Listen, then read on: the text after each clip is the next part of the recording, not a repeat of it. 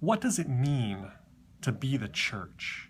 What is the central identity of God's church?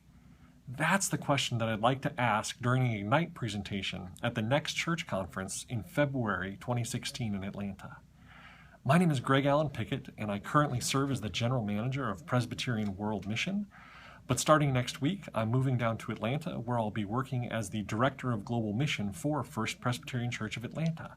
So I'm very excited to be helping to host the next church conference, and hope I can do an Ignite presentation around this theme of what it means to be God's church.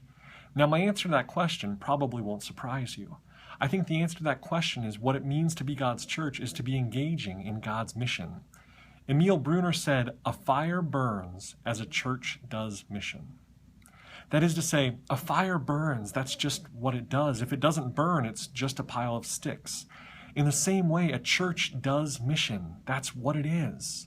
If it's not doing mission, it's just a pile of bricks. So I'd love to explore that question of the central identity of God's church being about engaging in God's mission. And what I'd like to do is tell some stories of our global church partners that I've visited over the past 3 years and how they answer that question of what it means to be God's church.